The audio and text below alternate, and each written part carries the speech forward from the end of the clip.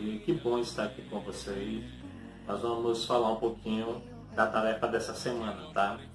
Nós estamos estudando os povos antigos. Nosso primeiro povo antigo que a gente estudou foi os mesopotâmios, lembra lá? Os mesopotâmios viviam no Oriente Médio, na área do Crescente Fértil. E aí desenvolveram uma escrita própria, desenvolveram lá algumas leis. Você pode procurar depois o Código de Hammurabi para você pesquisar, tá bom? E aí falamos também sobre os egípcios. Nós falamos dos egípcios, da religião egípcia, dos deuses principais do Egito e de como os egípcios viviam, não foi isso? E agora nós vamos falar dos povos da América, tá? Os povos do continente americano, tá bom? E aí, isso está na sua página 286, 287 do livro. Além disso, além de lermos esse assunto, eu quero que você pare em casa para fazer uma leitura bem legal. Eu vou passar 3 vídeos, tá?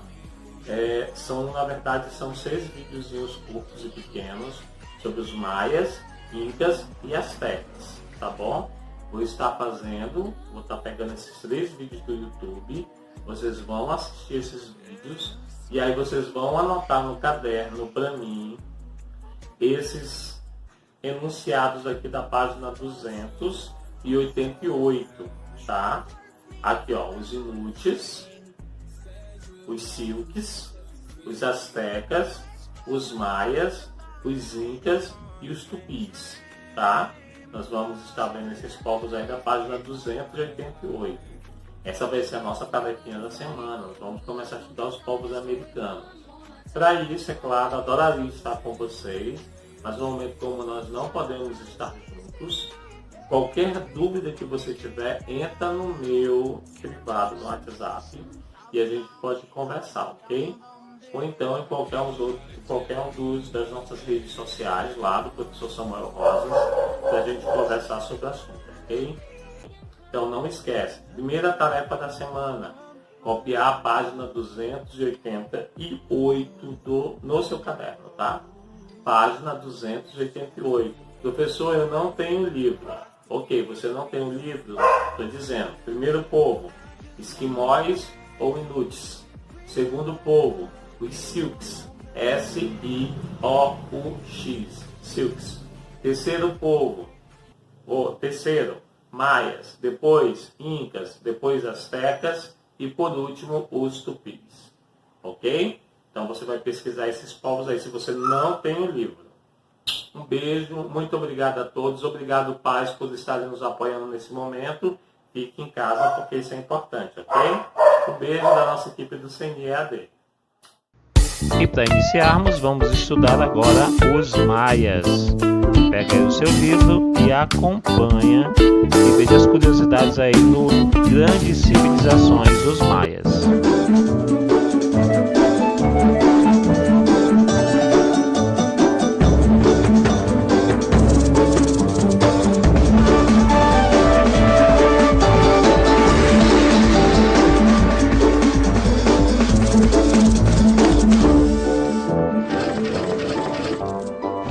Os Maias, primeira parte.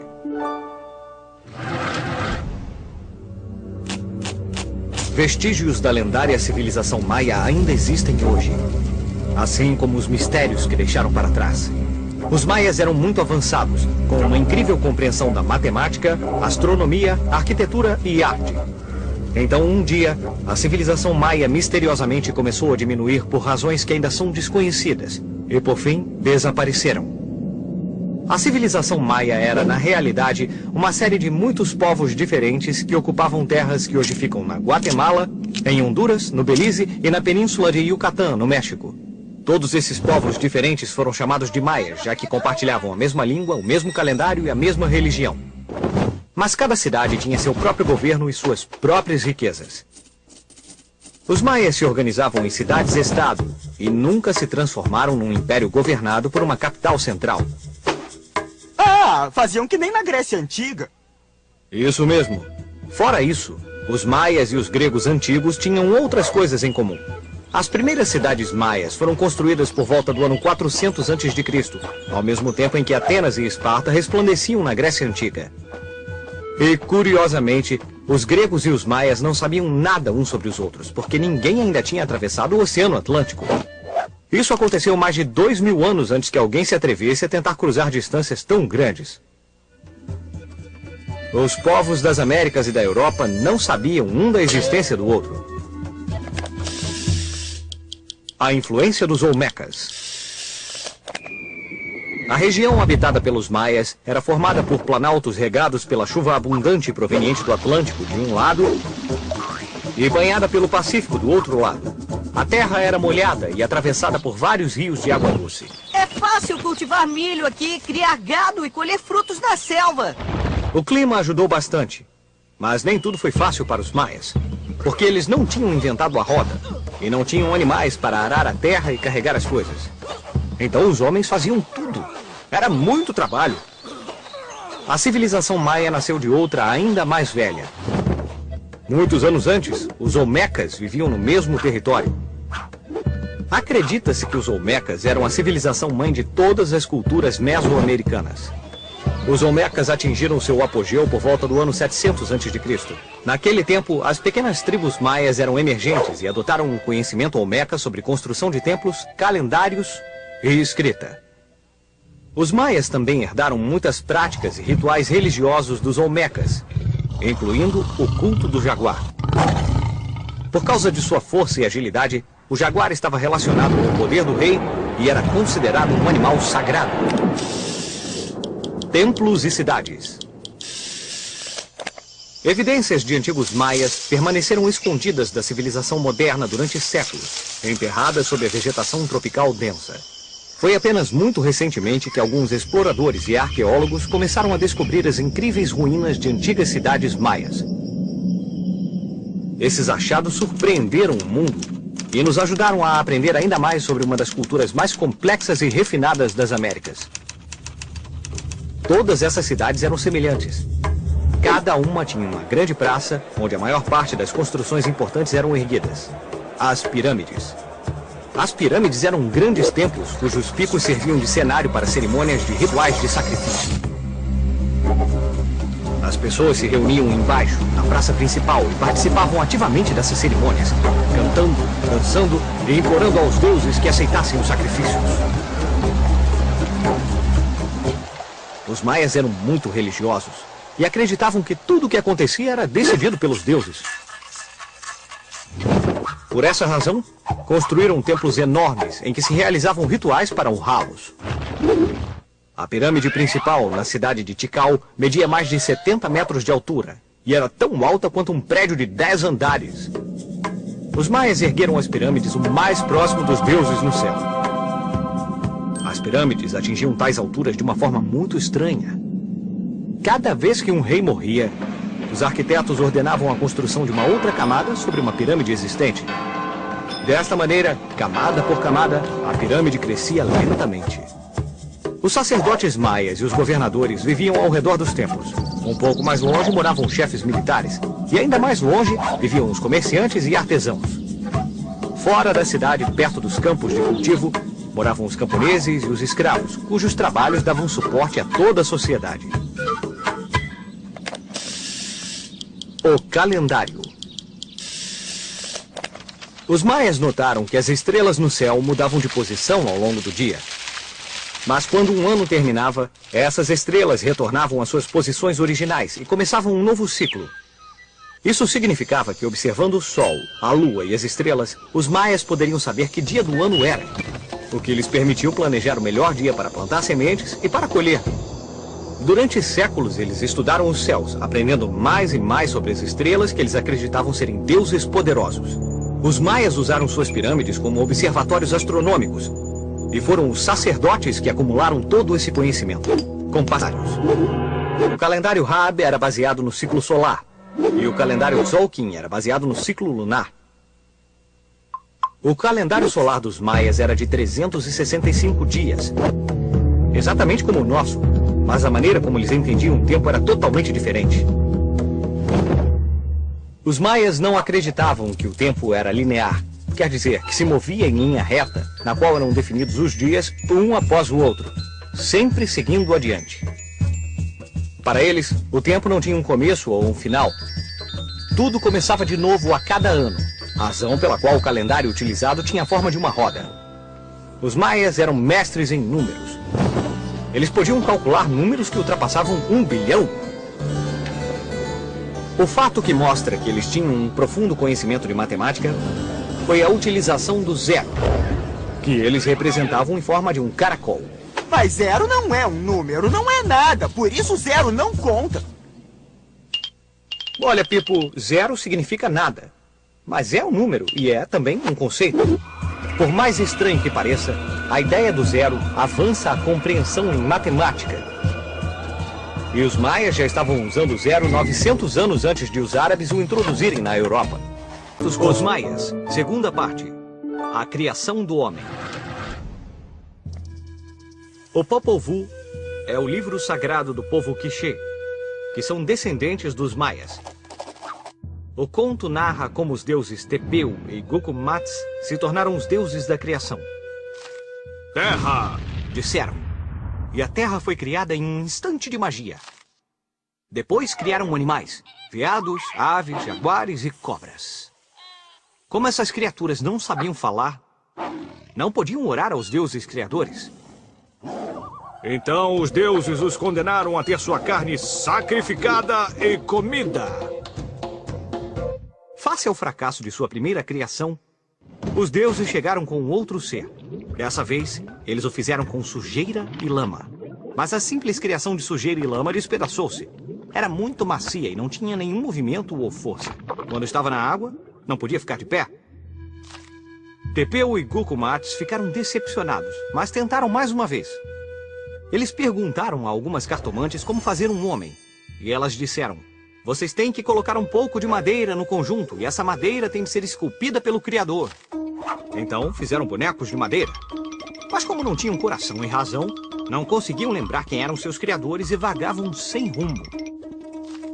Os deuses ficaram furiosos e mandaram muita chuva e uma grande inundação sobre a terra.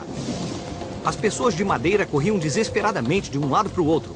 Muitas ficaram ilhadas na inundação, enquanto outras encontraram proteção nas árvores. Assim, mais uma tentativa teve que ser feita. Ok, dessa vez vamos saber a verdade. Finalmente, os deuses criaram seres humanos que eram inteligentes, obedientes e respeitavam seus deuses. Era assim que os maias acreditavam que os humanos começaram a existir. O jogo de bola maia. Uma forma que os maias tinham de agradar aos deuses era jogando um jogo de bola. Bem-vindo mais uma vez ao jogo de bola maia. Não é igual a nenhum jogo que você já viu antes. Ele funciona assim. Os concorrentes têm de acertar essa bola de látex pesada bem dentro desse anel de pedra que é colocado na parede. Pode até parecer fácil, mas não é só isso. Prestem atenção. Para mover a bola, não poderiam usar nem as mãos, nem os pés. Só poderiam bater na bola com os ombros, joelhos e quadris. Esse jogo é realmente uma questão de vida ou morte. Para a equipe vencedora, a glória e a fama.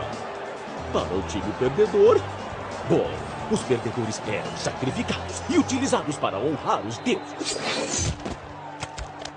A gente perdeu, é? Foi 3-2? Registrar o passado.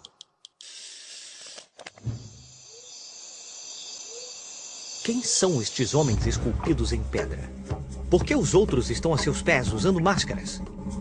Que mistérios estão escondidos por trás desses símbolos maias esculpidos há tanto tempo?